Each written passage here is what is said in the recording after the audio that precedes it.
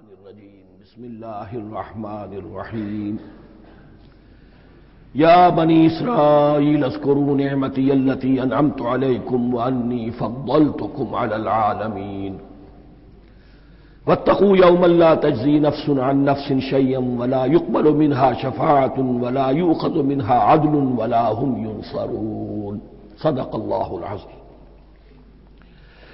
رب اشرح لي صدری ویسر لي امری واحلل عقدۃ من لسانی یفقهوا قولی۔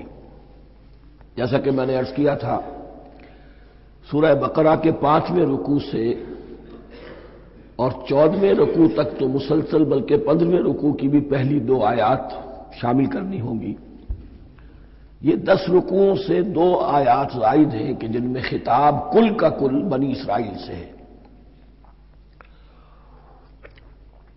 البتہ اس میں یہ فرق ہے کہ پہلا رکوع جو ہے وہ ان کو دعوت پر مشتمل ہے، نبی اکرم صلی اللہ علیہ وسلم پر ایمان لانے کی پرزور دعوت۔ بقیہ یہ 9 رکوع جو ہے یہ ان پر فرض قرارداد جرم ہے جو عائد کی جا رہی ہے۔ ہم نے تمہارے ساتھ یہ احسان و اکرام کیا، تم پر یہ فضل کیا، یہ کرم کیا، تمہیں یہ حیثیت دی، تمہیں یہ مقام دیا، تم نے اس طور سے اپنے اس مشن کی خلاف ورزی کی، اپنے مقام اور مرتبے کو چھوڑ کر اور دنیا پرستی اختیار کی۔ یہ جو 9 رکوع ہیں ان میں بنی اسرائیل کی تاریخ کا تو یوں سمجھیے کہ ایک بہت بڑا حصہ اور نمایاں اس کے فیچرز آئیں گے، لیکن یہ سمجھ لیجئے کہ اصل میں یہ امت مسلمہ کو بھی ایک پیشگی تنبیہ ہے کہ کوئی مسلمان امت جب بگڑتی ہے تو یہ چیزیں اس میں آ جاتی ہیں۔ چنانچہ احادیث موجود ہیں حضور کی، لَيَأْتِيَنَّ عَلَىٰ أُمَّتِي مَا أَتَىٰ عَلَىٰ بَنِي إِسْرَائِيلَ حَزْوَ النَّعْلِ بِالنَّعْلِ، میری امت پر بھی وہ سب حالات وارد ہوں گے جو بنی اسرائیل پر آئے، بالکل ایسے جیسے ایک جوتی دوسری جوتی سے مشابہ ہوتی ہے۔ ایک اور حدیث میں فرمایا لَتَتَّبِعُنَّ سُنَنَ مَن قَبْلِكُمْ، تم لازماً اپنے سے پہلوں کی پیروی کرو گے۔ اور اس میں اس حد تک بھی آپ نے وضاحت کر دی کہ اگر وہ سابق امت مسلمہ، سابق امت، اگر وہ گوہ کے بل میں گھسی تھی تم بھی گھسو گے، اور اگر ان میں کوئی بدبخت ایسا اٹھا جس نے اپنی ماں سے زنا کیا تو تم میں سے بھی کوئی شقی ایسا ضرور اٹھے گا جو یہ حرکت کرے گا۔ اس اعتبار سے ان رکوعوں کو پڑھتے ہوئے یہ نہ سمجھیے یہ اگلوں کی داستان ہے، پچھلوں کی کہانیاں ہیں، نہیں۔ خوش طرح باشد کے سر دل برا، گفت آیت در حدیث دیگرا، یہ ہمارے لیے ایک آئینہ ہے اور ہمیں ہر مرحلے پر سوچنا ہوگا، دروں بینی کرنی ہوگی، انٹروسپیکشن، کہ کہیں اسی گمراہی میں ہم مبتلا تو نہیں، دیکھتے جائیے گا۔ دوسرا نقطہ پہلے سے یہ سمجھ لیجئے، یہ جو 2 آیتیں میں نے 6 رکوع کی تلاوت کی ہیں، بعین ہی یہی 2 آیتیں 15ویں رکوع میں آئیں گی، اور اس کو یوں سمجھیے کہ یہ 2 بریکٹس ہیں۔ 9 رکوعوں کا مضمون ان 2 بریکٹس کے درمیان ہے۔ یہ 2 آیتیں یہاں سے بریکٹ شروع ہو رہی ہیں، وہ 2 آیتیں ان پر بریکٹ ختم ہو رہی ہیں، بعین ہی وہی آیات۔ ایک آیت میں تو شوشے کا بھی فرق نہیں، دوسری آیت میں صرف ترتیب بدلی ہے، مضمون وہی ہے۔ اس کے مابین جو کچھ ہے، اس سے باہر یہ جو 5واں رکوع تھا اس کے مضامین گویا کہ ضرب کھا رہے ہیں بریکٹ کے اندر کے سارے مضامین سے۔ یہ حساب کا بہت ہی عام فہم سا قاعدہ ہے، بریکٹ کے باہر کوئی رقم لکھی ہوئی ہے جس کے بعد کوئی زبر، کوئی جمع یا تفریق اگر نہیں ہے تو وہ ضرب کھائے گی، بریکٹ کے اندر جتنی بھی ویلیوز ہیں ان کے ساتھ ضرب کھائے گی۔ تو گویا کہ ہر قدم پر حضور پر دعوت، ایمان لانے کی دعوت اس پورے معاملے میں موجود ہے، اس لیے کہ اس میں بعض آیتیں ایسی آ گئی ہیں، ایک زیادہ نمایاں ایک کم نمایاں، جن سے کچھ لوگوں کو مغالطہ ہوا یا کچھ لوگوں نے فتنہ پیدا کیا جان بوجھ کر۔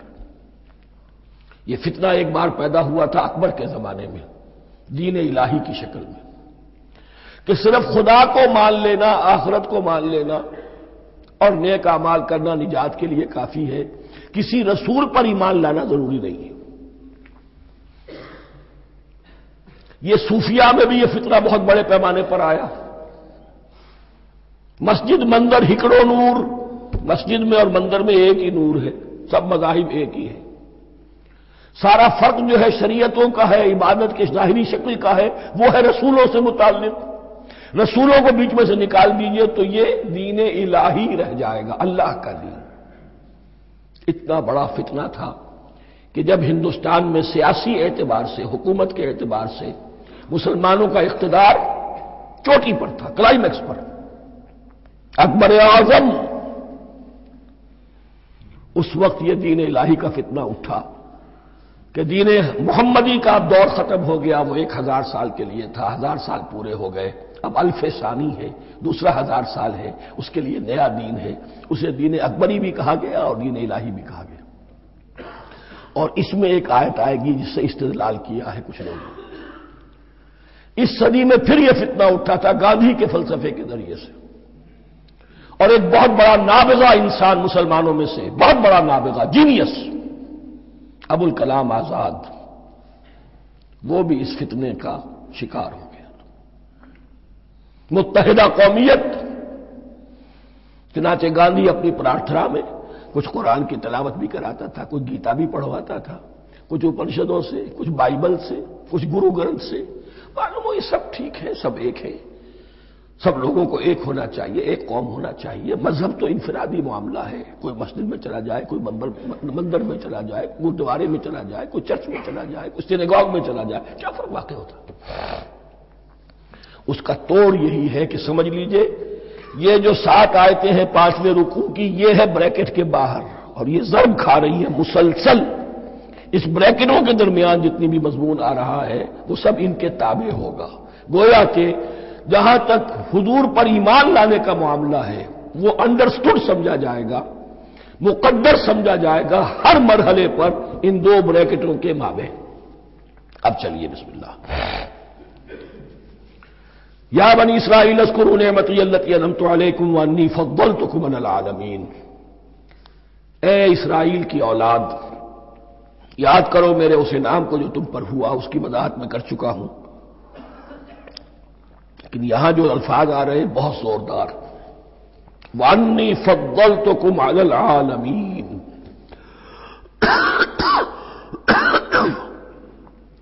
میں نے تمہیں فضیلت عطا کی تمام جہانوں پر. یہاں ایک قاعدہ نوٹ کر لیجئے، عربی نحو کا قاعدہ یہ ہے کہ کہیں ظرف جس میں کوئی شے ہے، ظرف کی جمع لے لیتے ہیں، مراد ہوتا ہے مظروف، ظرف کے اندر جو شے ہے اس کی جمع. تمام جہانوں پر فضیلت، کیا فرشتوں پر بھی فضیلت؟ نہیں، جہان والوں پر، تمام اقوام عالم پر تمہیں فضیلت عطا کی، یہ مطلب ہے اس کا. تمام عالموں پر، تمام جہانوں پر، یعنی تمام جہان والوں پر. اس انسان عالم انسانیت کے اندر جتنے بھی مختلف گروہ ہیں، نسلیں ہیں، طبقات ہیں، ان میں فضیلت عطا کی.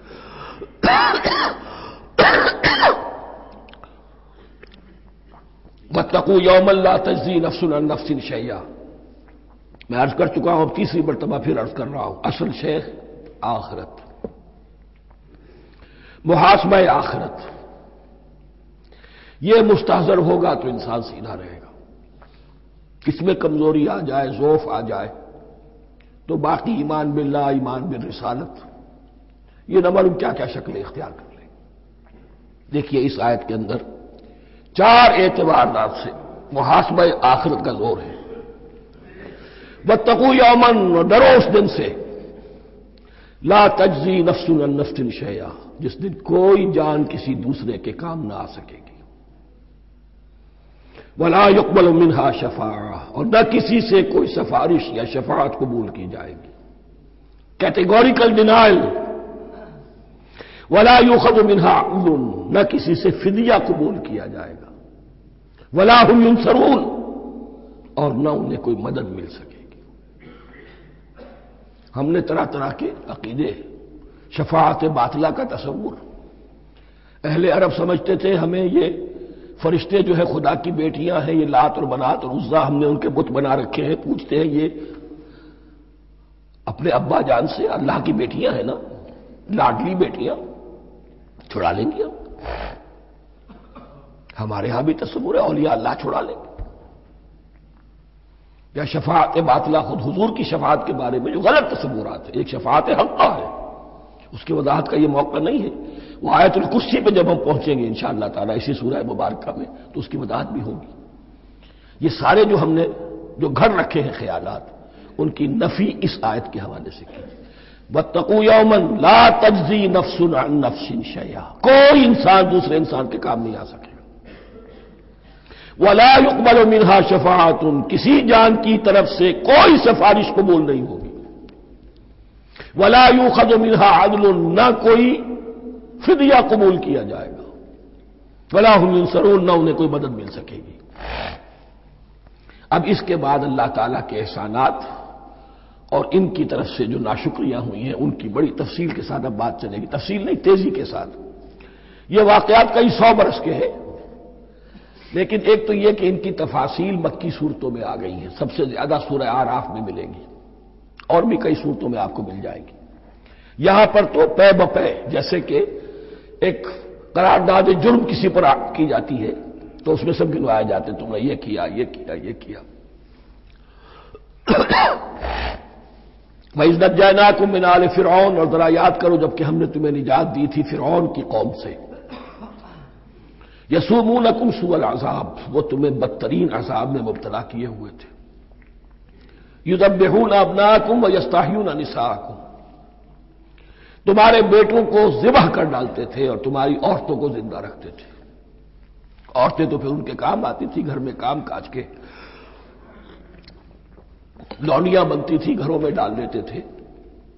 لیکن لڑکوں کو، اور یہ 2 موقع پر ہوا ہے بنی اسرائیل کے ساتھ. یہ بعد میں انشاءاللہ اس کی تفصیل آئے گی. وفی ذالکم بلاء من ربکم عظیم، اور یقیناً اس میں تمہارے رب کی طرف سے تمہارے لیے بڑی آزمائش تھی.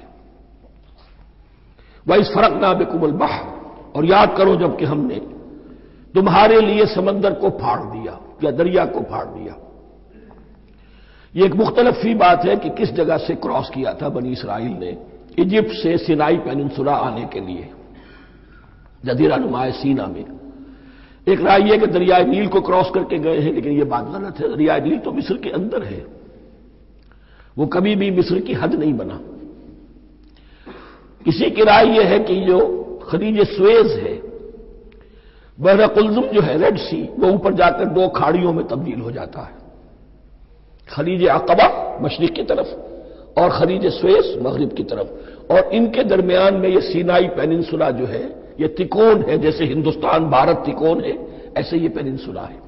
Indian peninsula, Sinai peninsula. اور یہ سویز کینال تو بعد میں بنی ہے.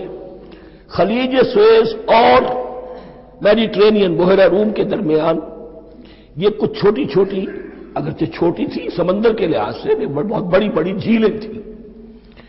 اور ان جھیلوں ہی کو پھر جوڑ جوڑ کر درمیان میں جو خشکی تھی اس کو کاٹ کر سویز کینال بنائی گئی ہے. تو اب تو یہ ایک مسلسل ایک رابطہ ہے.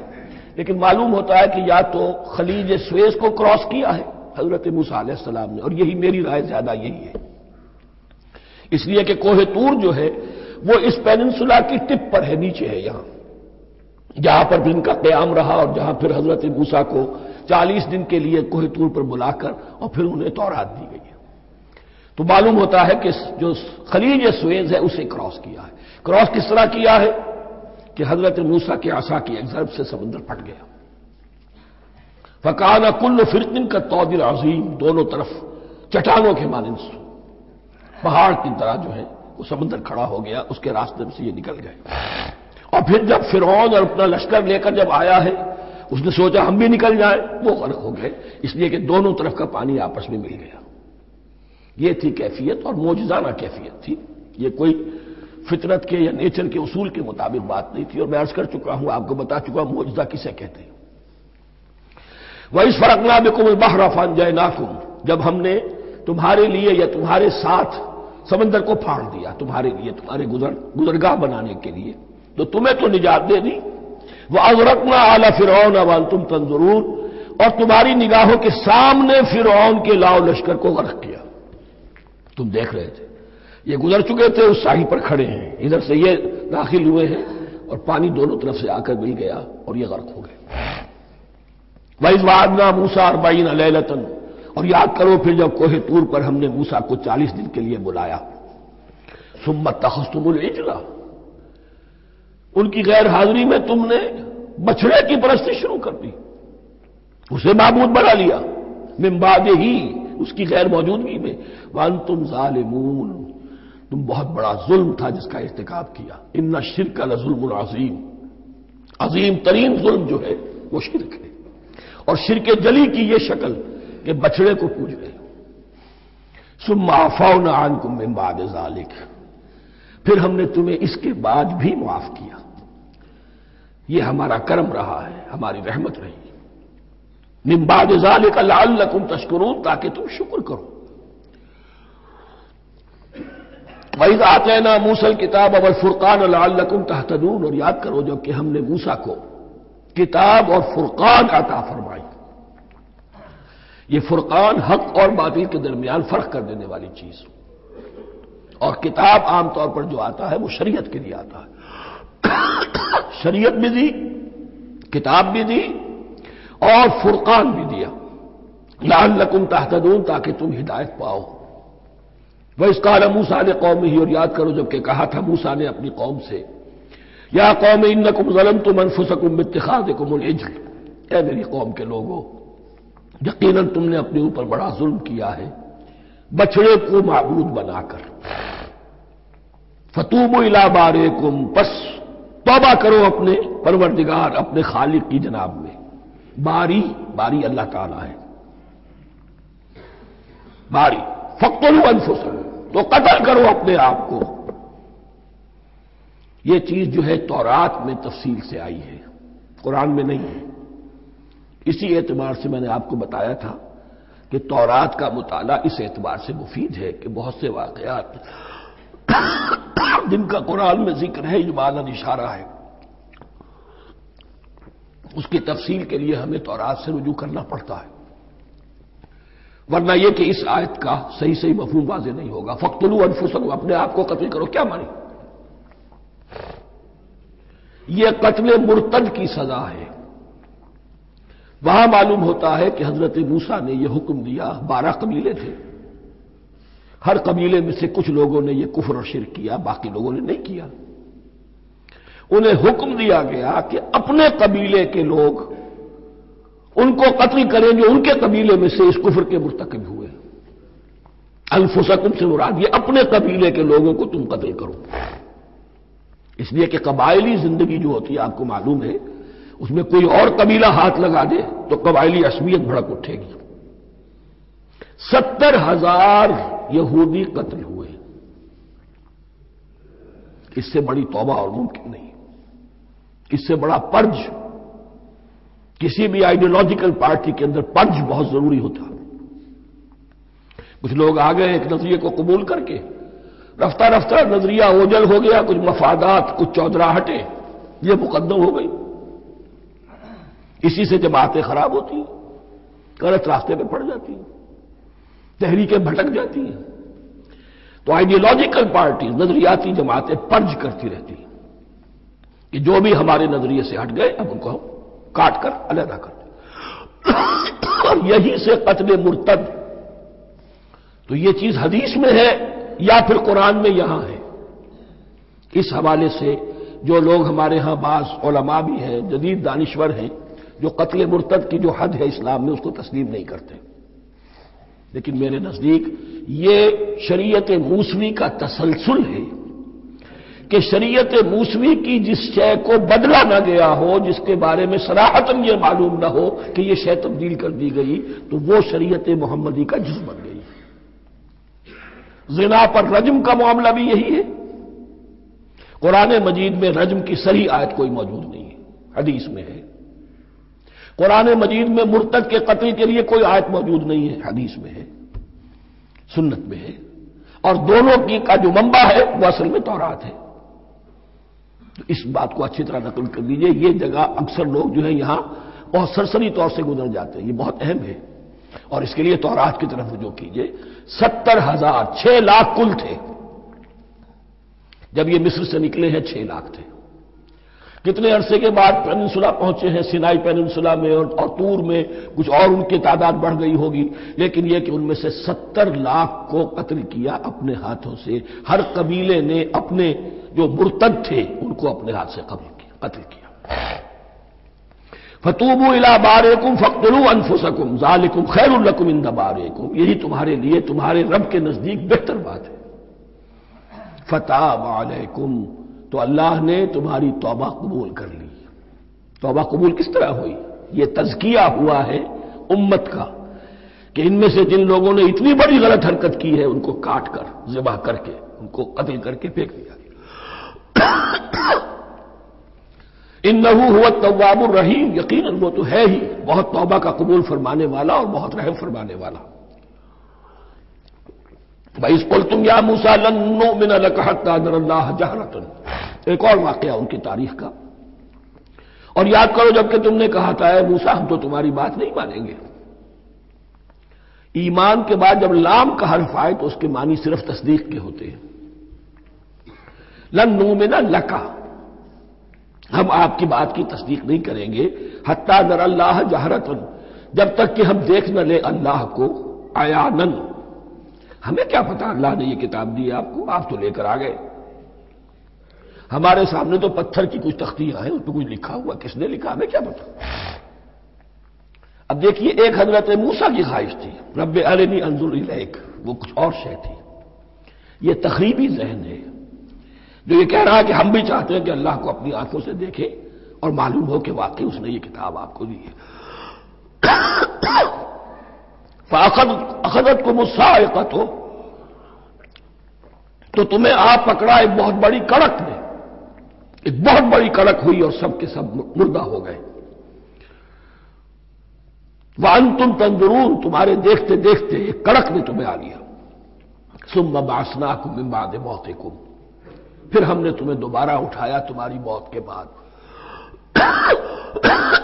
بعض لوگ اس کی یہ تعویل کر رہے ہیں کہ یہ موت نہیں تھی بلکہ بے ہوش ہو گئے تھے، یعنی جو بھی کڑک تھی اس کی وجہ سے سب کے سب بے ہوش ہو کے گر گئے. لیکن میرے نزدیک یہاں تعویل کی ضرورت نہیں. بعد سے بعد الموت اللہ کے لیے کوئی مشکل نہیں. ہم الفاظ کو خواب کا کو ان کے اصل جو مفہوم ہے جو کہ صاف ہے صریح ہے اس سے خواب کا کے لیے موڑ کر لے کر جائے. ثم بعثناکم من بعد موتکم لعلکم تشکرون، تاکہ تم شکر کرو. وظللنا علیکم الغمام وانزلنا علیکم المن والسلوى، اور ہم نے تم پر ابر کا سایہ کیا.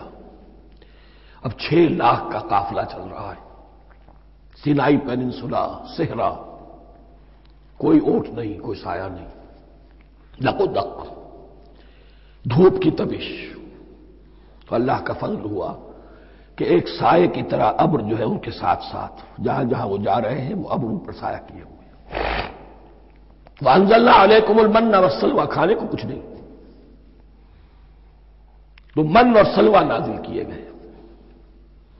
من ایسے اترتا تھا رات کے وقت کہ جیسے شبنم کے قطرے ہوتے ہیں، لیکن وہ ہوتا تھا کسی ایسی چیز کا جس میں شیرینی تھی، اور پھر وہ زمین پر آ کر جم کر وہ ایک گویا کے دانہ بن جاتے تھے. یہ ان کا اناج ہو گیا. کاربوہائیڈریٹ سپلائی اس سے ہو گئی من سے. اور سلوہ ایک خاص قسم کا پرندہ بٹیر کی شکل کا جو بے پناہ بڑی تعداد میں ان کے بڑے بڑے جھنڈ آتے تھے شام کے وقت، اور وہ ان کے ڈیرا جہاں ہوتا تھا اس کے گرد وہ اتر آتے تھے، اور رات کی تاریکی میں یہ آسانی سے ان کو پکڑتے تھے، ان کو کھاتے تھے بھون کر، اور یہ ان کی پروٹین ہو گئی. پوری غذا جو ہے اللہ تعالیٰ نے ان کو فراہم کر دی. وَأَنزَلْنَا عَلَيْكُمُ الْمَنَّ وَالسَّلْوَىٰ كُلُوا مِن طَيِّبَاتِ مَا رَزَقْنَاكُمْ، کھاؤ ان پاکیزہ چیزوں کو جو ہم نے تمہیں عطا کی ہیں. وَمَا ظَلَمُونَا، ہم نے تو ان پر کوئی ظلم نہیں کیا. وَلَٰكِن كَانُوا أَنفُسَهُمْ يَظْلِمُونَ، لیکن وہ خود ہی اپنے اوپر ظلم ڈھاتے رہے، ہر قدم پر نافرمانی اور ناشکری. اس کی بھی ناشکری آگے آ جائے گی چل کر. من و سلوہ سے بھی ناشکری کی انہوں نے. وَإِذْ قُلْنَا ادْخُلُوا هَٰذِهِ الْقَرْيَةَ فَكُلُوا مِنْهَا حَيْثُ شِئْتُمْ رَغَدًا وَادْخُلُوا الْبَابَ سُجَّدًا وَقُولُوا حِطَّةٌ نَغْفِرْ لَكُمْ خَطَايَاكُمْ. اور یاد کرو جب کہ ہم نے تم سے کہا تھا اس شہر میں داخل ہو جاؤ اور پھر کھاؤ اس میں سے بافراغت جہاں سے چاہو جو چاہو، لیکن دیکھنا دروازے میں داخل ہونا جھک کر اور کہتے رہنا مغفرت مغفرت مغفرت، ہم تمہاری خطاؤں سے درگزر فرمائیں گے۔ اس آیت کو سمجھنے کے لیے ذرا تاریخی بات سمجھ لیجئے۔ صحرائے سینا میں آنے کے بعد، اور یہ جو کتاب تورات انہیں مل گئی تھی، اس کے بعد حضرت موسیٰ علیہ السلام کے ہی زمانے میں انہیں جہاد اور قتال کا حکم ہوا۔ اس سے پوری قوم نے انکار کر دیا، یہ سورہ مائدہ میں آئے گا۔ اس پر اللہ تعالیٰ نے ایک سزا مسلط کر دی ان پر کہ 40 برس تک اسی صحرا میں بھٹکتے پھریں گے۔ اگر یہ ابھی قتال کرتے، جہاد کرتے، تو پورا فلسطین ان کے ہاتھ پر ابھی فتح کرا دیتے، لیکن چونکہ انہوں نے بزدلی دکھائی ہے، اب سزا یہ ہے فَإِنَّهَا مُحَرَّمَةٌ عَلَيْهِمْ 40 سَنَةً يَتِيهُونَ فِي الْأَرْضِ، اب 40 برس تک یہ اسی صحرا میں بھٹکتے پھریں گے، اور ارض فلسطین جو ان کے لیے ارض موعود تھی وہ ان پر حرام کر دی گئی 40 سال کے لیے۔ اس 40 سال کے عرصے میں حضرت موسیٰ کا بھی انتقال ہو گیا، حضرت ہارون کا بھی ہو گیا، اور اس عرصے میں ایک نئی نسل پیدا ہوئی۔ وہ جو غلامی کا داغ اٹھائے ہوئی نسل آئی تھی مصر سے، جن کے اندر مورل کیریکٹر جو ہے وہ بہت کمزور ہو جاتا ہے، غلامی کا یہ اثر ہوتا ہے۔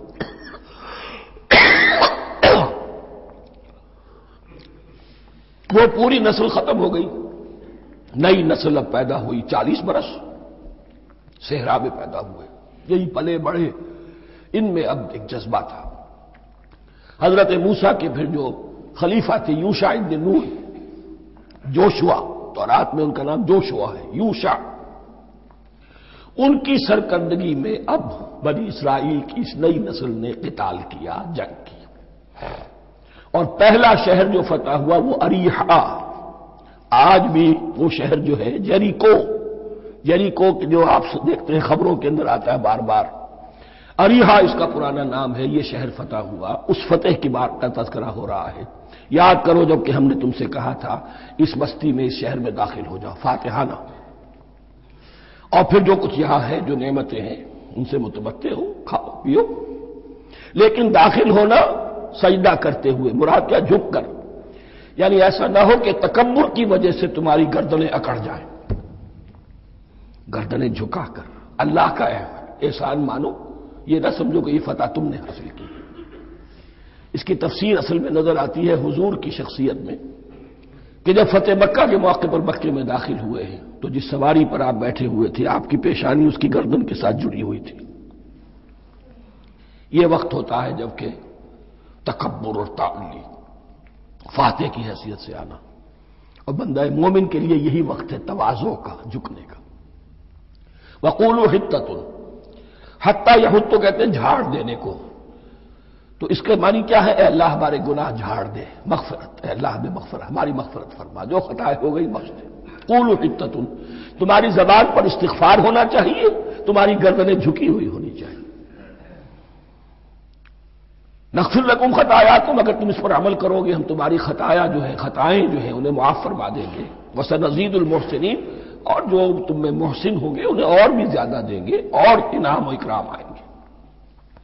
فبدل الذین ظلموا قولا غیر الذی قیل لہم، تو ان میں سے جو ظالم تھے، جو بد کردار تھے، انہوں نے بدل دیا، ایک اور قول اختیار کر لیا اس قول کی جگہ جو انہیں کہا گیا تھا حتہ حتہ، انہوں نے کہنا شروع کیا ہنتا ہنتا، ہمیں تو گیہوں چاہیے، گیہوں چاہیے۔ یہ بعد میں ابھی آ جائے گا اگلے رکوع کے اندر، کہ من و سلوہ سے ان کی طبیعتیں بھر گئی تھی ایک ہی چیز کھا کھا کے۔ اب وہ کہہ رہے تھے کوئی چیز ہمیں جو ہے زمین کی روئیدگی میں سے، پیداوار میں سے، تو وہ ان کے زبان پر انہوں نے مذاق اڑاتے ہوئے گویا کہ حضرت موسیٰ علیہ السلام کے ذریعے سے حکم ملا ہے، استہزاء کر رہے ہیں، حتۃ کی بجائے حنتۃ۔ فانزلنا علی الذین ظلموا رجزا من السماء بما كانوا یفسقون، تو جن لوگوں نے یہ حرکت کی تھی ان پر ہم نے آسمان سے ایک بہت بڑا عذاب نازل کیا۔ تورات سے معلوم ہوتا ہے کہ پلیگ آئی اور جنہوں نے یہ حرکت کی تھی وہ سب کے سب ہلاک ہو گئے یریکو کے اندر، بما کانوا یفسقون، بسبب اس نافرمانی کے جو انہوں نے کی۔ وَإِذِ اسْتَسْقَىٰ مُوسَىٰ لِقَوْمِهِ فَقُلْنَا اضْرِب بِّعَصَاكَ الْحَجَرَ۔ اب یہ پھر صحرائے سینا کا واقعات آ رہے ہیں، ان میں ترتیب زمانی نہیں ہے، اور یہاں کی فتح جو ہے حضرت موسیٰ کے بعد ہے، لیکن اب یہاں پہ پھر ابھی وہ جو صحرائے تیہ میں جب بھٹک رہے تھے پھر اس کا ذکر ہے۔ وَإِذِ اسْتَسْقَىٰ مُوسَىٰ لِقَوْمِهِ فَقُلْنَا اضْرِب بِّعَصَاكَ الْحَجَرَ، اور جب کہ موسیٰ کی قوم نے موسیٰ سے پانی طلب کیا۔ اب صحرا میں آپ کو معلوم ہے جہاں پڑاؤ تھا اب وہاں پانی نہیں ہے، 6 لاکھ ہو 7 لاکھ ہو کتنے افراد ہو پانی چاہیے۔ وَإِذِ اسْتَسْقَىٰ مُوسَىٰ لِقَوْمِهِ فَقُلْنَا اضْرِب بِّعَصَاكَ الْحَجَرَ، تو ہم نے کہا کہ اپنے عصا سے ضرب لگاؤ چٹان، فَانْفَجَرَتْ مِنْهُ اثْنَتَا عَشْرَةَ عَيْنًا، تو اس سے 12 چشمے پھوٹ بہے۔ فجر کہتے ہیں کسی شے کے پھٹ کر کوئی چیز برآمد ہو۔ فجر جو ہوتی ہے، فجر کا وقت رات کی تاریکی کا پردہ چاک ہوتا ہے اور سپیدہ سحر نمودار ہوتا ہے۔ فَانْفَجَرَتْ مِنْهُ اثْنَتَا عَشْرَةَ عَيْنًا، تو 12 چشمے پھوٹ بہے۔ قَدْ عَلِمَ كُلُّ أُنَاسٍ مَشْرَبَهُمْ، یہاں اناس سے کیا مراد ہے؟ ہر قبیلہ، ہر قبیلے نے اپنا گھاٹ معین کر لیا۔ 12 قبیلے تھے، اگر علیحدہ علیحدہ نہ ہوتا معاملہ، 12 چشمے اسی لیے دیے گئے کہ لڑے نہ جھگڑے نہ۔ پانی تو بہت بڑی چیز ہے، کہیں پانی پینے پلانے پہ جھگڑا اور کہیں گھوڑا آگے بڑھانے پہ جھگڑا، یہ تو قبائلی زندگی کے اندر ہوتی ہی چیزیں۔ تو اس اعتبار سے اللہ تعالیٰ نے ان کے لیے یہ سہولت کی کہ 12 چشمے پھوٹ بہے۔ قد علم کل اناس مشربہم، ہر ایک نے اپنا گھاٹ جان لیا، معین کر لیا۔ کلوا واشربوا من رزق اللہ، گویا کہ کہہ دیا گیا کہ کھاؤ اور پیو اللہ کے رزق میں سے۔ ولا تعثوا فی الارض مفسدین، اور زمین میں فساد مچاتے نہ پھرو۔ کھانے پینے کے لیے پانی بھی ادھر آ گیا، کھانے کے لیے من و سلوہ آ گیا۔ اب دیکھیے ان کی ناشکری۔ وَإِذْ قُلْتُمْ يَا مُوسَىٰ لَن نَّصْبِرَ عَلَىٰ طَعَامٍ وَاحِدٍ، یاد کرو جب کہ تم نے کہا تھا اے موسیٰ ہم ایک کھانے پر تو صبر نہیں کر سکتے، کھا کھا کے بکھتا گئے ہیں من و سلوہ۔ فَادْعُ لَنَا رَبَّكَ، تو ذرا اپنے رب سے دعا کرو، پکارو ہمارے لیے اپنے رب کو۔ یخرج لنا، وہ نکالے ہمارے لیے مما تنبت الارض، زمین کی روئیدگی اور پیداوار میں سے، نباتات ارضی میں سے، من بقلہا، اس کی ترکاریاں، وقصائہا، اور ککڑیاں، کھیرے اور ککڑیاں، ان سب کے لیے یہ لفظ ہے۔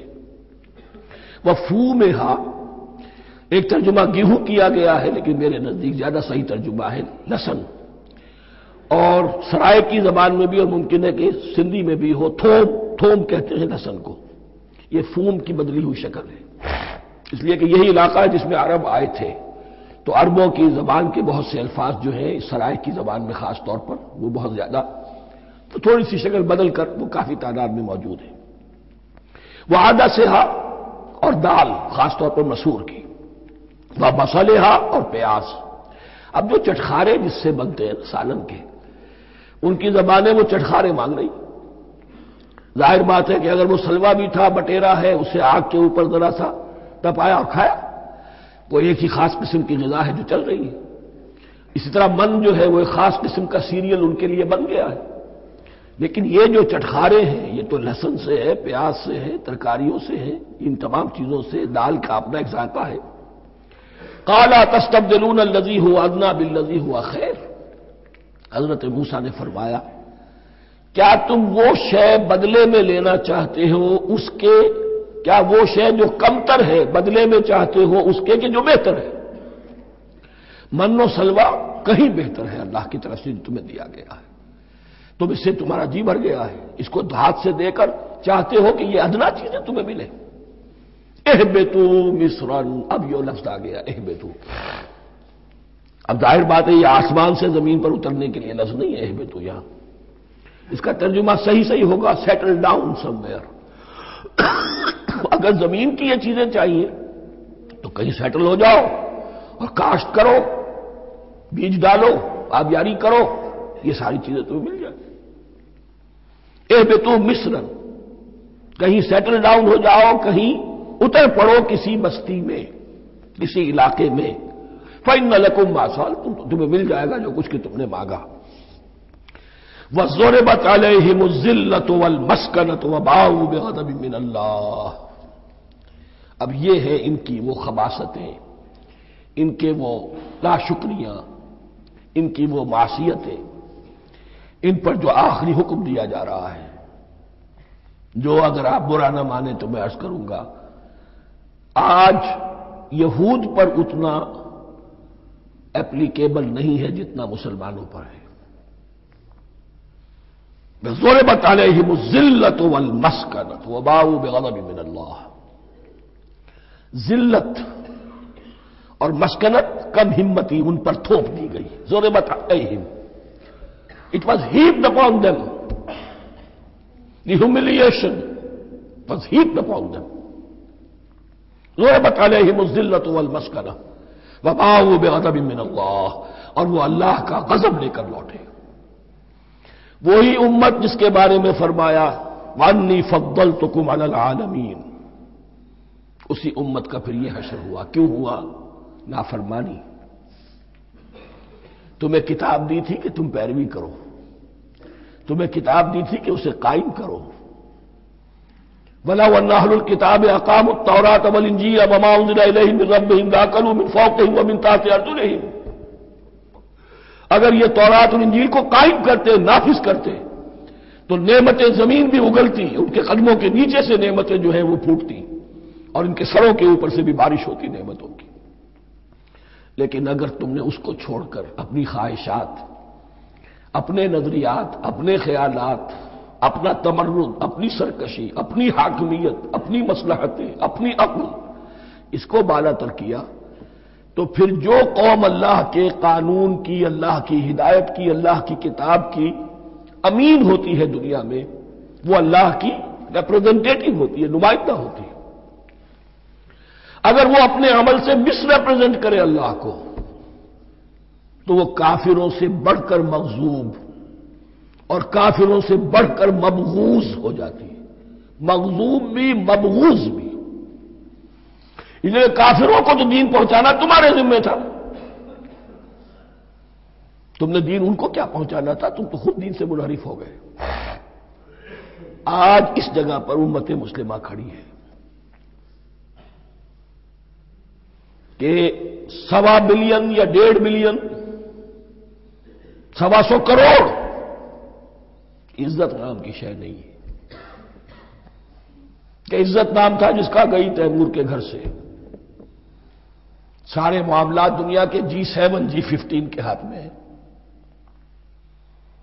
سیکیورٹی کونسل اس کے پرماننٹ ممبر کا ویٹو ہے، اور نہ سیکیورٹی کونسل میں اور نہ کہیں کسی G7 میں، نہ G9 میں، نہ G15 میں کوئی مسلمان ملک نہیں۔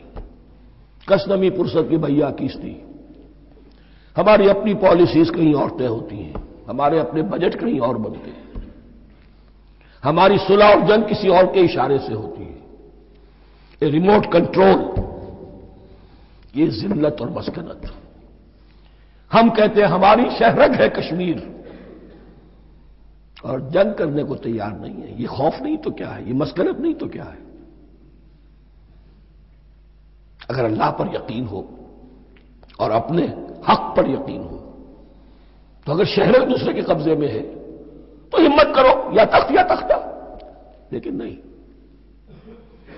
آپ کے ریڈیو پر، ٹیلی ویژن پر خبریں آتی رہیں کہ اتنی مسلمانوں کے ساتھ یہ کر دیا، اتنی مسلمان عورتوں کی بے حرمتی کر دی، لیکن یہاں ہم بیٹھے ہوئے اپنے اپنے دھندوں میں، اپنے اپنے کاروبار میں، اپنی اپنی ملازمتوں میں، اپنے اپنے کیریئرز میں،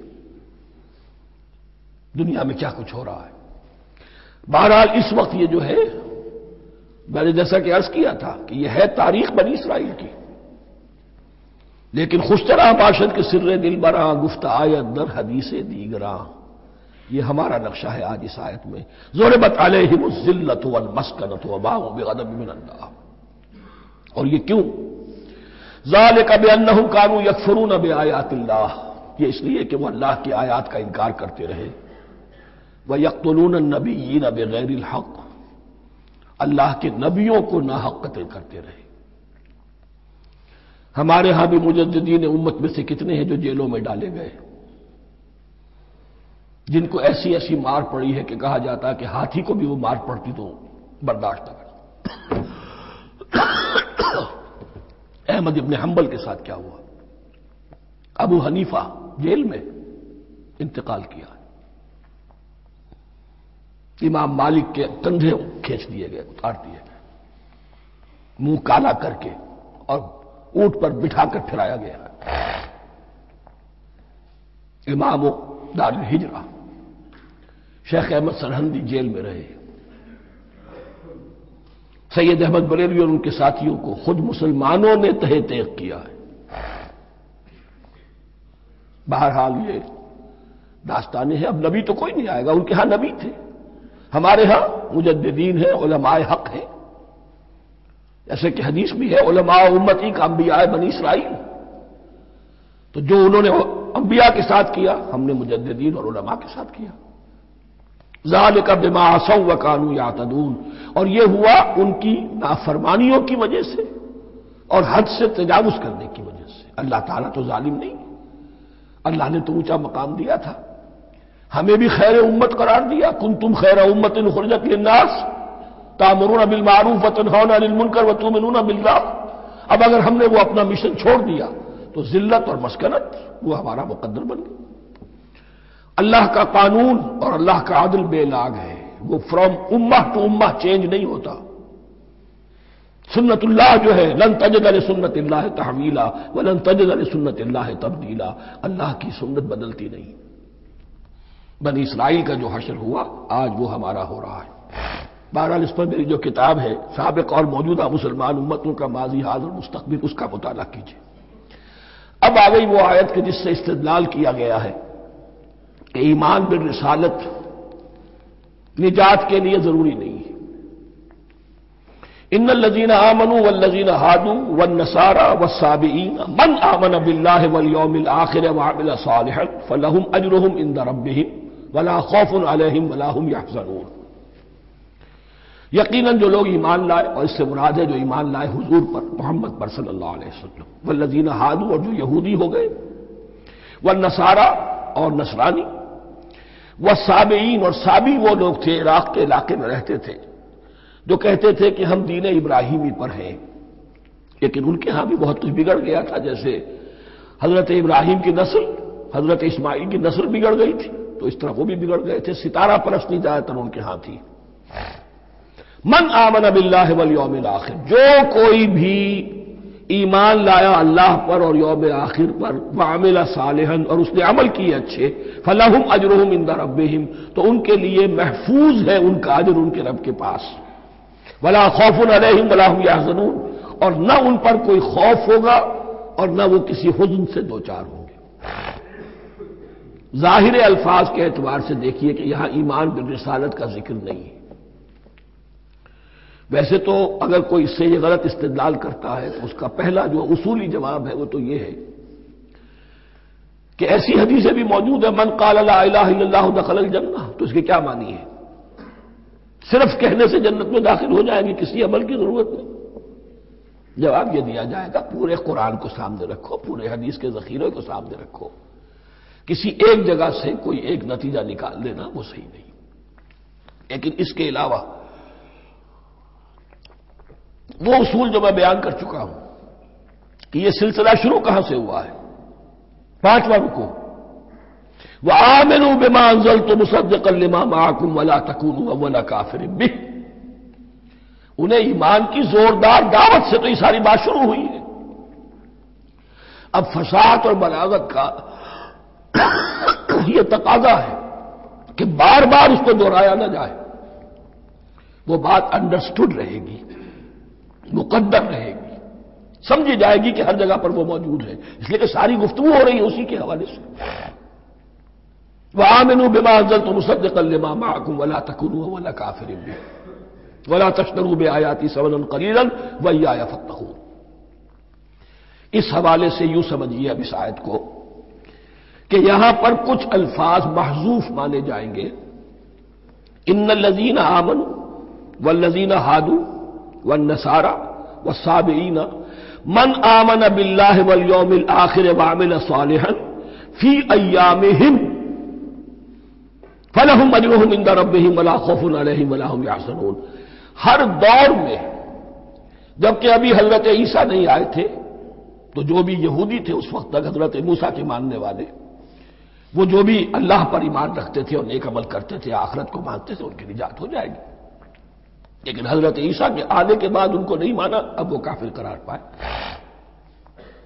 لیکن اب حضرت عیسیٰ کے آنے کے بعد جب تک حضور نہیں آئے جو بھی مانتا ہے، لیکن یہ کہ شرط یہی ہوگی کہ اپنے اپنے زمانے میں، اصل میں نفی جس بات کی جا رہی ہے وہ یہ ہے کہ یہ نہ سمجھو کہ کسی گروہ میں ہونے سے نجات ہوتی ہے. نجات کسی گروہ میں ہونے کی وجہ سے نہیں ہے، نجات کی بنیاد ایمان اور عمل صالح ہے. کسی رسول پر ایمان لانا اپنے دور کے رسول پر وہ تو لازم ہے، لیکن یہ ہے کہ اس پر ایمان تو لے آئے اور وہ عمل صالح نہیں ہے تو نجات نہیں ہوگی.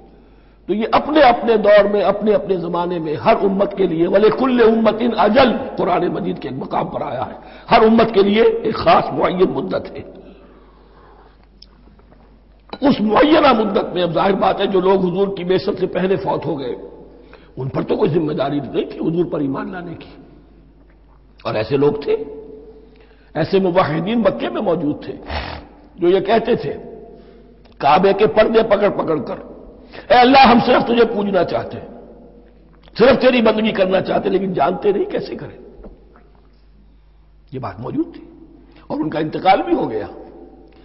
یہ زید، سعید ابن زید، سعید جو حضرت عمر کے بہنوئی تھے اور وہ عشرہ مبشرہ میں سے ہیں، ان کی اہلیہ حضرت فاطمہ بنت خطاب، ان دونوں کے ایمان کو اللہ نے ذریعہ بنایا حضرت عمر کے ایمان کا.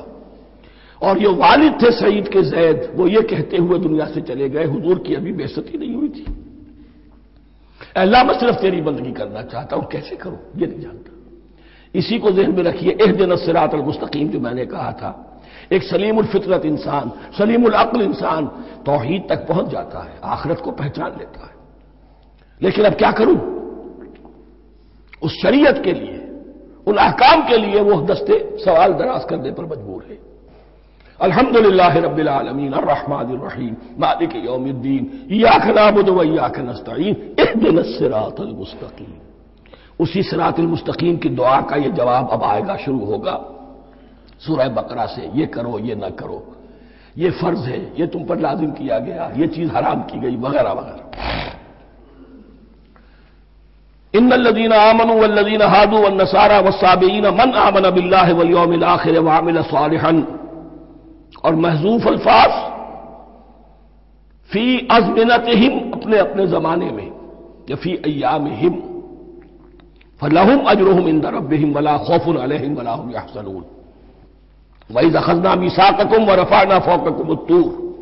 اور ذرا یاد کرو جب کہ ہم نے تم سے عہد لیا، قول و قرار لیا، اور تمہارے اوپر اٹھا دیا طور کو، پہاڑ کو. جب تورات دی گئی تو اس وقت ایک کیفیت معجزانہ طور پر ایسی پیدا کی گئی، ان کے اوپر ایک روب ڈالنے کے لیے اور خشیت قلب میں پیدا کرنے کے لیے کوہ طور اٹھا کر معلق کر دیا گیا. اس وقت کہا گیا خذوا ما آتیناکم بقوۃ. تو اس قول و قرار کے وقت ایک معجزے کی شکل یہ ہوئی تھی. وَإِذْ أَخَذْنَا مِيثَاقَكُمْ وَرَفَعْنَا فَوْقَكُمُ الطُّورَ خُذُوا مَا آتَيْنَاكُمْ بِقُوَّةٍ وَاذْكُرُوا مَا فِيهِ لَعَلَّكُمْ تَتَّقُونَ. پکڑو اس کو مضبوطی کے ساتھ جو ہم نے تمہیں دیا ہے، اس حدیث، اس کتاب کو، تورات کو، اس شریعت کو، ان احکام کو. وَاذْكُرُوا مَا فِيهِ، اور یاد رکھو اسے جو کچھ کے اس میں ہے، لَعَلَّكُمْ تَتَّقُونَ، تاکہ تم بچ سکو. ثُمَّ تَوَلَّيْتُم مِّن بَعْدِ ذَلِكَ، پھر تم نے روگردانی کی اس کے بعد، اس میثاق کو توڑا، میثاق الست کو توڑا تھا، اور دوسرے یہ میثاق شریعت جو تم سے لیا گیا اس کو بھی توڑا. ثم تولیتم من بعد ذلک فلولا فضل اللہ علیکم ورحمتہ لکنتم من الخاسرین. پھر اگر اللہ کا فضل تمہارے شامل حال نہ ہوتا اور اس کی رحمت تمہاری دستگیری نہ کرتی رہتی، بار بار تمہیں معاف کیا، تمہیں مہلت دی، تو اگر یہ چیز نہ ہوتی تو اسی وقت سے تم خسارہ پانے والے اور تباہ ہونے والے ہو جاتے۔ وَلَقَدْ عَلِمْتُمُ الَّذِينَ اعْتَدَوْا مِنْكُمْ فِي السَّبْتِ، اور تمہیں خوب معلوم ہے تم میں سے وہ لوگ جنہوں نے سبت کے قانون کو توڑا، حد سے تجاوز کیا۔ یہ واقعہ تفصیل کے ساتھ سورہ اعراف میں آئے گا کہ ان کی شریعت میں ہفتے کا روز معین کر دیا گیا تھا، کوئی دنیاوی کام نہیں ہوگا۔ آج بھی وہ لوگ جو ہے سبت کو، جو بھی پریکٹسنگ جیوز ہیں، وہ اس کی پابندی کرتے ہیں اور بڑی شدت سے کرتے ہیں۔ لیکن ایک زمانے میں ایک خاص ان کا قبیلہ تھا کہ جس نے ایک بڑے ہی شرعی ہیلا ایجاد کر کے اس قانون کی دھجیاں بکھیری۔ تفصیل ہم پڑھیں گے سورہ اعراف میں۔ وَلَقَدْ عَلِمْتُمُ الَّذِينَ اعْتَدَوْا مِنْكُمْ فِي السَّبْتِ، تو تمہارے علم میں ہے تمہارے وہ لوگ کہ جنہوں نے سبت کے قانون کے ضمن میں خلاف ورزی کی، فَقُلْنَا لَهُمْ كُونُوا قِرَدَةً خَاسِئِينَ، تو ہم نے کہہ دیا ان کو کہ ہو جاؤ ذلیل بندر، ان کی شکلیں بس کر دی گئی، انہیں بندروں کی شکل میں تبدیل کر دیا گیا۔ فَجَعَلْنَاهَا نَكَالًا لِمَا بَيْنَ يَدَيْهَا، پھر ہم نے اس واقعے کو یا اس بستی کو ایک بنا دیا مثال، لوگوں کے لیے ان کی عبرت کے سامان بنا دیا، ان کے لیے بھی جو سامنے موجود تھے اس زمانے کے لوگ، اور ان کے لیے بھی جو بعد میں آنے والے تھے، وَمَوْعِظَةً لِّلْمُتَّقِينَ، اور اسے ایک نصیحت، ایک سبق آموزی کی بات بنا دیا اہل تقویٰ کے لیے۔ وَإِذْ قَالَ مُوسَىٰ لِقَوْمِهِ إِنَّ اللَّهَ يَأْمُرُكُمْ أَن تَذْبَحُوا بَقَرَةً، اور یاد کرو جب کہ موسیٰ نے اپنی قوم سے کہا یقیناً اللہ تمہیں حکم دیتا ہے کہ گائے کو ذبح کرو۔ یہ واقعہ میں پہلے آپ کو بتا دوں، پھر ہم یہ آیات تیزی سے پڑھ لیں گے۔ بنی اسرائیل میں ایک شخص قتل ہو گیا، عامیل نامی، اور قاتل کا پتہ نہیں چل رہا تھا۔ اللہ تعالیٰ نے حضرت موسیٰ کے ذریعے سے حکم دیا کہ ایک گائے کو ذبح کرو اور اس کے جسم کے ایک ٹکڑے سے اس مردے کو چھوؤ، وہ جی اٹھے گا اور وہ بتا دے گا میرا قاتل کون ہے۔ اب یہ کہ یہ معجزات کی شکل ہے جو بار بار آ رہے ہیں، اور سابق اس امت کے اندر معجزات کا آپ کو بہت عمل دخل ملے گا۔ اس میں ایک تو یہ کہ گائے کو ذبح کرنا، وہ گائے کے تقدس کا جو ان کے دل میں ذہن میں تھا، تو ذبح کرنے سے اس کے اوپر بھی گویا کہ ایک تلوار چلائی گئی، اور پھر انہیں دکھا بھی دیا گیا کہ ایک آدمی زندہ بھی ہو سکتا ہے، بعد سے بعد الموت کا بھی ایک نقشہ دکھا دیا گیا انہیں۔ لیکن انہیں جب یہ حکم ملا اور ان کے دلوں کے اندر وہ بچڑے کی اور گائے کی تقدیس جو ہے وہ پلی ہوئی تھی، اب انہوں نے سوال کر کے کسی طریقے سے بچنے کے لیے مین میخ نکالی، کیسی گائے ہو، کیا رنگ ہو، کس طرح کی ہو، کس عمر کی ہو۔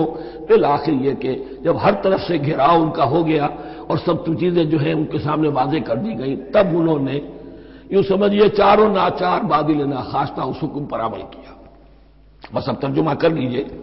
وَإِذْ قَالَ مُوسَىٰ لِقَوْمِهِ إِنَّ اللَّهَ يَأْمُرُكُمْ أَن تَذْبَحُوا بَقَرَةً، اور یاد کرو جب کہ موسیٰ نے کہا اپنی قوم سے کہ اللہ حکم دیتا ہے تمہیں کہ ایک گائے کو ذبح کرو۔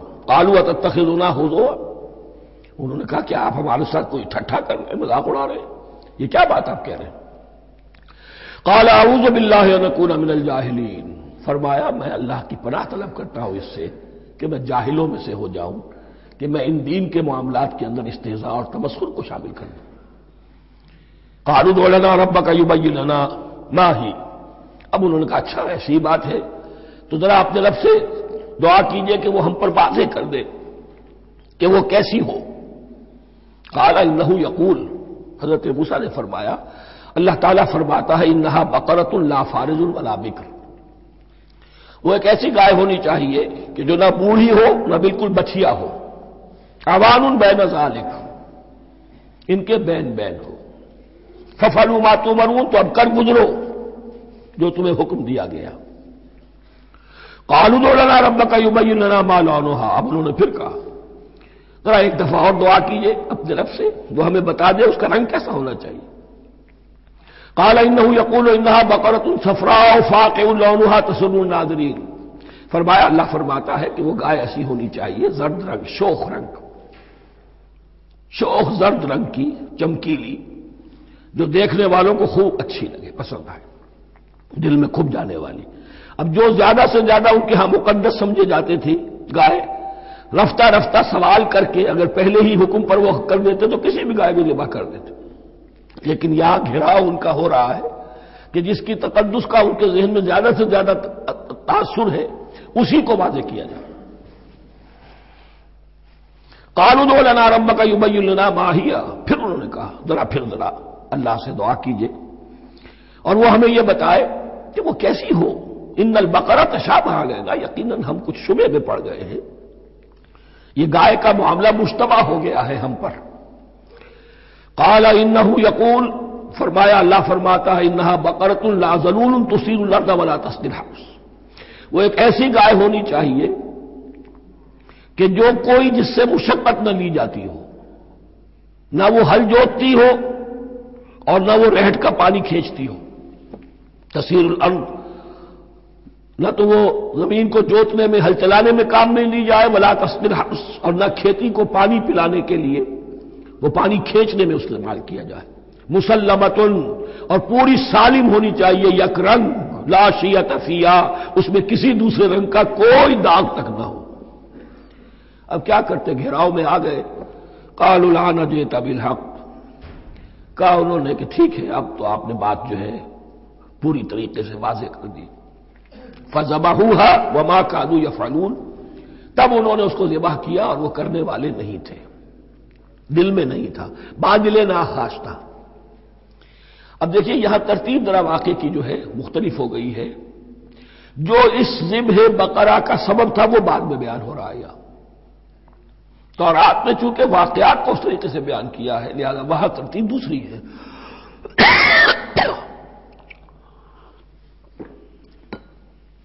وَإِذْ قَتَلْتُمْ نَفْسًا فَادَّارَأْتُمْ فِيهَا، اور یاد کرو جب کہ تم نے ایک جان کو قتل کیا تھا اور اس کا الزام تم ایک دوسرے پر لگا رہے تھے، یعنی کسی کا پتہ نہیں چل رہا تھا قاتل کون ہے۔ وَاللَّهُ مُخْرِجٌ مَا كُنتُمْ تَكْتُمُونَ، اور اللہ تعالیٰ فیصلہ کر چکا تھا کہ جو کچھ تم چھپا رہے ہو اسے نکال کر رہے گا، واضح کرے گا۔ فَقُلْ اضْرِبُوهُ بِبَعْضِهَا، تو ہم نے حکم دیا کہ اس کی لاش کو اس گائے کے ایک ٹکڑے سے، اس کے جسم کے ایک حصے سے ضرب لگاؤ۔ كَذَلِكَ يُحْيِي اللَّهُ الْمَوْتَىٰ، اور دیکھو اس طریقے سے اللہ مردوں کو زندہ کر دے گا۔ تھوڑی دیر کے لیے وہ زندہ ہوا اور اس نے اپنے قاتل کا نام بتا دیا۔ وَيُرِيكُمْ آيَاتِهِ لَعَلَّكُمْ تَعْقِلُونَ، اور وہ تمہیں دکھاتا ہے اپنی آیات تاکہ تم عقل سے کام لو۔ اب جو الفاظ آ رہے ہیں بہت سخت ہیں، بہت سخت ہیں، لیکن ان کو پڑھتے ہوئے درون بینی ضرور کیجیے گا، اپنے اندر جھانکیے گا۔ ثُمَّ قَسَتْ قُلُوبُكُمْ، پھر تمہارے دل سخت ہو گئے جب دین میں ہیلے بہانے نکالے جانے لگے اور ہیلوں بہانوں کے ذریعے سے شریعت کے احکام سے بچا جائے، اللہ کو دھوکہ دینے کی کوشش کی جائے، اس کا جو نتیجہ نکلتا ہے وہ دل کی سختی ہے۔ ثم قست قلوبکم، پھر تمہارے دل سخت ہو گئے۔ فہی کالحجارۃ او اشد قسوہ، تو وہ تو اب پتھروں کے مانند ہیں بلکہ سختی میں ان سے بھی زیادہ شدید ہے۔ یہ ویسے بھی فصاحت اور بلاغت کا بھی بڑا ایک عمدہ مقام ہے قرآن کا۔ وَإِنَّ مِنَ الْحِجَارَةِ لَمَا يَتَفَجَّرُ مِنْهُ الْأَنْهَارُ، پتھروں میں سے تو ایسے بھی ہوتے ہیں جن میں سے چشمے پھوٹ بہتے ہیں۔ وَإِنَّ مِنْهَا لَمَا يَشَقَّقُ فَيَخْرُجُ مِنْهُ الْمَاءُ، اور ایسے بھی ہیں جو شق ہو جاتے ہیں، پتھر چٹانیں، ان میں سے پانی برآمد ہو جاتا ہے۔ وَإِنَّ مِنْهَا لَمَا يَهْبِطُ مِنْ خَشْيَةِ اللَّهِ، اور ان میں وہ بھی ہوتے ہیں جو اللہ کے خوف سے گر پڑتے ہیں۔ وَمَا اللَّهُ بِغَافِلٍ عَمَّا تَعْمَلُونَ، اور اللہ تعالیٰ غافل نہیں ہے اس سے کہ جو تم کر رہے ہو۔ یہ کیفیت جو ہے ثم قست قلوبکم فہی کالحجارۃ او اشد قسوہ ہے کون؟ یا بنی اسرائیل اذکروا نعمتی التي انعمت علیکم وانی فضلتکم علی العالمین، جن پر 1400 برس ایسے گزرے کہ کوئی لمحہ ایسا نہ تھا کہ نبی موجود نہ ہو، جنہیں 3 کتابیں دی گئیں، لیکن یہ کہ اپنی بدعملی، عقائد میں بھی نیند بیخ کر کے اپنے آپ کو بچانے کے راستے نکال لینا، اعمال میں بھی ہیلوں کے ذریعے سے، کتاب الحیل کے ذریعے سے اپنے آپ کو ذمہ داریوں سے مبرہ کر لینا، اس کا نتیجہ پھر یہ نکلتا ہے۔ اللہ تعالیٰ مجھے اور آپ کو اس انجام بد سے بچائے۔ بارک اللہ لی ولکم فی القرآن العظیم ونفعنی وإیاکم بالآیات والذکر الحکیم۔